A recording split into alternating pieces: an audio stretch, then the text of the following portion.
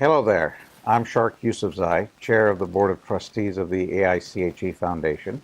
And I'm here at the 2019 spring meeting of AIChE and the 15th Global Congress on Process Safety. And I'm here with Sharon Beshouri, President of Shell Global Solutions. So first of all, Sharon, congratulations on winning the highest award that can be awarded to a AIChE by AIChE. To a leader from industry or government. You had an amazing talk this morning on embracing transitions and ensuring a robust future. So thank you. The questions and answers were terrific, and we really appreciate you accepting the award and delivering a wonderful AGILE speech. Well, I want to thank you. It's such a privilege to receive this award and such a great honor to be associated with such a great organization. So thank you. Thank you, Sharon. So, there were so many nuggets I took from your talk. I'd like to kind of construct our conversation around what I call the three pillars in terms of the transition. The first one was your view of the transitions that are happening in the sources of energy and uses of energy relative to the growth in population and the fact that 2 billion people really don't have access to clean water and energy. So could you talk a little bit about what the future portends for us in terms of the energy mix and where you see us going and why? We recognize that we need more energy. And I think that's the first message, is that the growing population of our planet will require more energy, especially to help economies grow and for people to prosper. But we need to do that in a way which doesn't increase pollution, doesn't threaten global warming. And to do that, we need to move from carbon-intensive energy sources to energy sources which are less carbon intensive. How do we do that? We recognize that it will take some time. So this is not something that can be done in a year or a decade, because we have to change infrastructure, we have to create capability, we have to develop technology. But I think the move is clear. We'll continue to have hydrocarbons in the mix, but likely less reliant on hydrocarbons. It becomes an and, not an or. We need hydrocarbons and renewables and wind and solar and electrification. And these things will help us, I think, to develop the foundation for a more robust energy future. Well, thank you very much for that. In terms of the next pillar, which was diversity and inclusion, I actually have a two-part question. You showed data that showed basically over the course of 10 years, and you showed, I think you had 4 arcs, that essentially the number of women in engineering hasn't changed, the number of underrepresented minorities hasn't changed. Could you talk about why diversity and inclusion is important for our profession, our industry, and in fact for corporate America? Certainly. Well, if we go back to that very first pillar, the energy transition, that's a formidable challenge. And it's going to take skilled, capable people with rich experiences and great intellect to solve that problem. That's not confined to one ethnic group or just one gender. We need people of all backgrounds, all experiences, a very diverse group of people, and to bring that collective capability to address and to resolve that problem. We can't be exclusive. I think we must open our doors and invite everyone who has the desire, the vocation, the drive to help us to address that. So I would like to see us embrace not just diversity in ethnicity, diversity in gender, but also diversity in thought. Because some of those disruptive technologies that we might need in the future, they're going to reside in different places and with people with different experiences than perhaps the traditional. And that's why it's so important to be diverse and inclusive. So, talking about inclusive and basically mobilizing every ounce of intelligence that is available to us to advance our progress, women make up 51% of the population, but less than 27% of the engineering graduates, but then they drop out of the engineering profession. You made that point. Could you talk a little bit about what your views are on why that happened and what we could do to stem that tide of people leaving the profession? When I looked up the statistics, I expected that the reason so many women leave the workforce, engineers in particular, is for families. Women choose to have children, women choose to stay home. But surprisingly, that wasn't the reason that was cited. It was the workplace environment or the workplace culture. And it's unfortunate that there may still be places where women struggle and are not either not embraced or find that the workplace environment can be somewhat hostile. I think that that is a perfectly fixable problem. I think with more understanding, more education, more awareness, we can create the environments where women not only feel included, but feel that they can thrive. I'd like to change the paradigm from this is a place where I can survive to this is a place where I can thrive. Thank you. And, one of the other statistics that is quite obvious is in spite of the progress that women have made in corporate America, 85% of all decisions to promote, sponsor, mentor women are still made by men. So what's the role of men as allies in promoting and advancing women to the C-suite?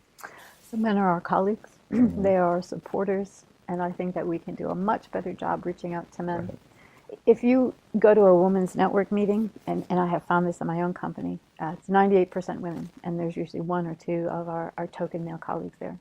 I think that should change. I think we need to be much more inclusive ourselves and invite our male colleagues to join us, understand some of the challenges we face, and then partner together to change the dynamic. Right.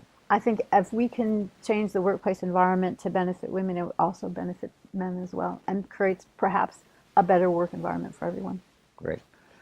And in terms of your own personal journey, any pieces of advice that you have for both men and women relative to stewardship and mentorship?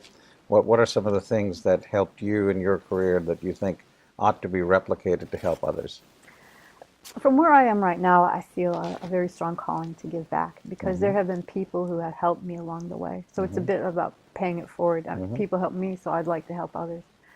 I don't think that there's ever a point in your career, though, where you can't be a supportive colleague or a mentor or a sponsor. There are always opportunities to reach out and to collaborate and help others.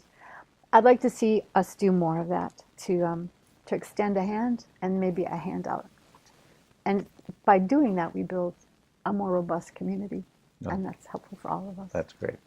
So let's kind of switch over to the other point that you made, which is the digital world and how it's transforming our industry. And the aha for me is that you thought that one of the drivers of this is safety. So can you talk a little bit about how the digital transformation, or whether you want to call it manufacturing 4.0 or whatever term you use, how is that transforming safety, productivity, and efficiency?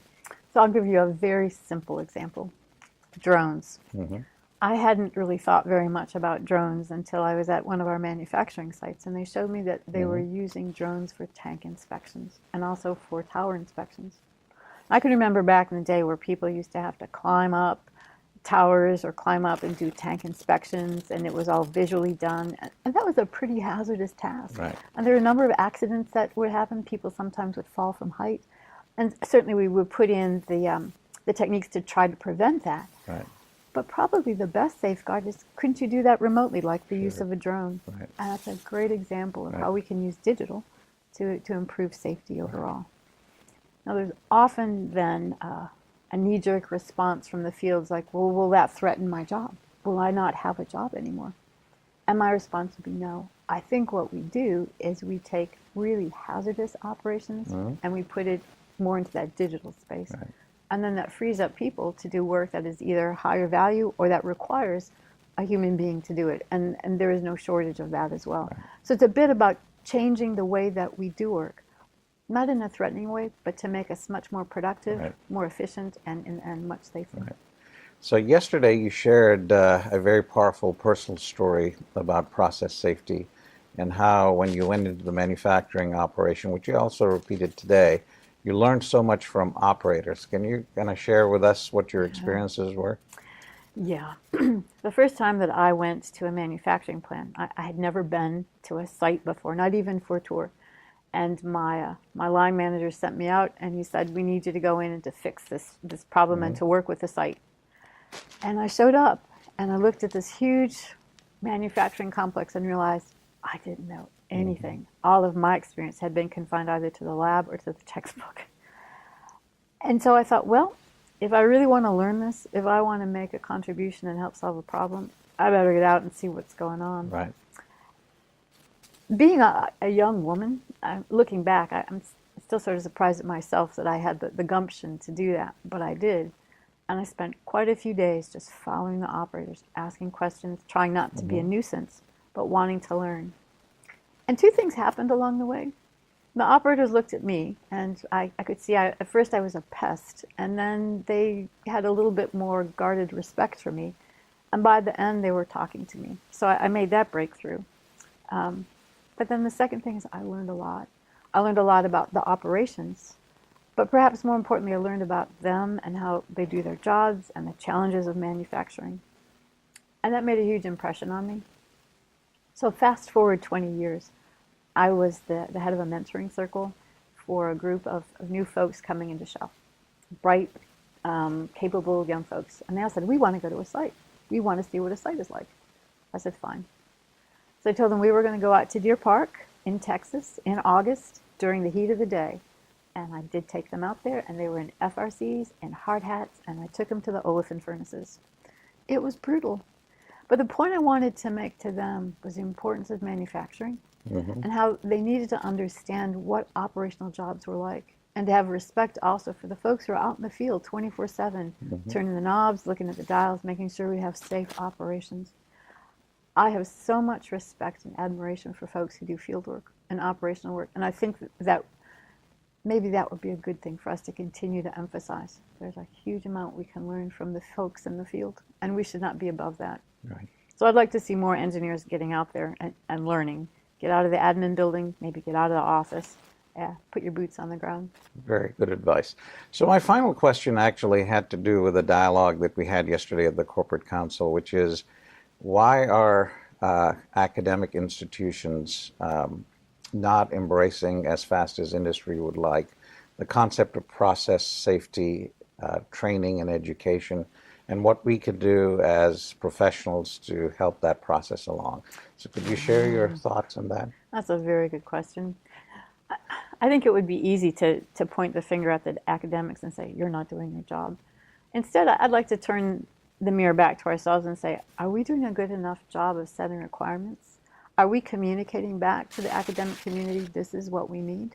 We need well-trained engineers in theory and in practice. And part of the practice is we need folks who understand about process safety.